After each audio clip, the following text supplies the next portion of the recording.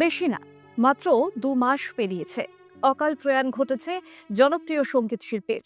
মাত্র ৫২ বছর বয়সেই তারাদের দেশে পাড়ি দিয়েছেন তিনি।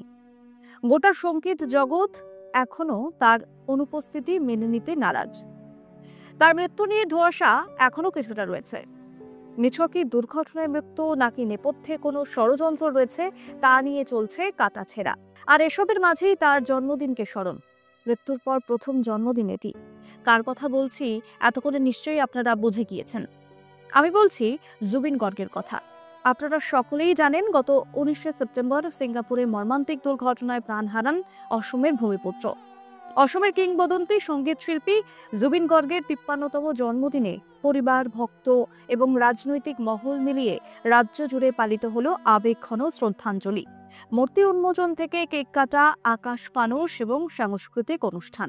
কাহিলীপাড়ায় জুবিনের বাড়ির প্রাঙ্গণে তার প্রিয় বকুল গাছের পাশে উন্মোচিত হয় একটি নতুন মূর্তি।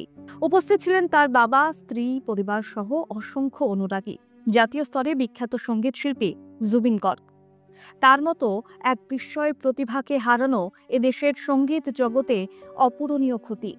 তা অস্বীকার করার কোনো উপায় নেই। তার মৃত্যুর খবর পেয়েই ভাই সম্বোধন করে শোক প্রকাশ করতে দেখা গিয়েছিল বাংলার মুখ্যমন্ত্রী মমতা বন্দ্যোপাধ্যায়কে। আর তার ঠিক ২ মাসের মাথায় জুবিনের জন্মদিনটাও তিনি ভোলেননি। জন্মদিনে প্রয়াত জুবিন গর্গকে শ্রদ্ধায় স্মরণ করলেন মুখ্যমন্ত্রী মমতা বন্দ্যোপাধ্যায়। জুবিনের সীমাহীন সুরেলা সফর নিয়ে বেশ কিছু বার্তা লেখেন মুখ্যমন্ত্রী। তার নিজের এক্স হ্যান্ডেলে তিনি লেখেন, জুবিনের প্রতি অসীম শ্রদ্ধা আর প্রিয়জন হারানোর শোক তা স্পষ্ট হয়েছে তার লেখায়। আর মমতার বার্তা, বিখ্যাত বহুমুখী সঙ্গীত প্রতিভা জুবিন গর্গকে তার জন্মদিনে স্মরণ করছি। তার সুর সমস্ত সীমা ছাড়িয়ে অনেক দূর পর্যন্ত বিস্তৃত। আসলে ভাষা সংস্কৃতি নির্বিশেষে জুবিনের মতো শিল্পীরা তো কখনো কোনো গণ্ডিতে বাধা থাকে না, সীমাবদ্ধ থাকে না তাদের জনপ্রিয়তাও। আর তাই পার্থিব জীবন ছেড়ে চলে গেলেও অনুরাগীদের মনে তিনি কিন্তু চিরস্মরণীয়, জীবনেরই দূত। এ পৃথিবীতে জুবিন হয়তো নেই, তবে তার স্মৃতি অটুট। গায়কের জন্মদিনে আবেগঘন পোস্ট স্ত্রী গরিমার। জুবিনের উদ্দেশ্যে কি লিখলেন তিনি? প্রয়াণের পর প্রথম জন্মদিন জুবিন গর্গের। জুবিনের অকাল মৃত্যুর শোক এখনো কাটিয়ে উঠতে পারেননি কেউই, বিশেষত অসমের মানুষ। জুবিনের এই অকাল প্রয়াণ শুধু অনুরাগীরাই নয়, মেনে নিতে পারেননি জুবিনের স্ত্রী গরিমাও। জুবিনের জন্মদিনে তার সঙ্গে বিভিন্ন সময়ে তোলা একগুচ্ছ ছবি সমাজ মাধ্যমে পোস্ট করেন গরিমা। জুবিন গর্গের স্ত্রী কস্টিউম ডিজাইনার গরিমা গর্গ তার আগের জন্মদিনে একটি ছবি শেয়ার করেন, যেখানে তিনি নিজের হাতে কেক খাইয়ে দিচ্ছেন জুবিনকে। আবেগঘন পোস্টে প্রয়াত স্বামীর উদ্দেশ্যে গরিমা ক্যাপশন লেখেন, জন্ম জন্মান্তরে আমি আমাদের কাহিনী লিখে যাব, ভালো থেকো জুবিন। শুধু স্ত্রী নন, জুবিনের ভালো বন্ধু এবং ছায়াসঙ্গী ছিলেন গরিমা।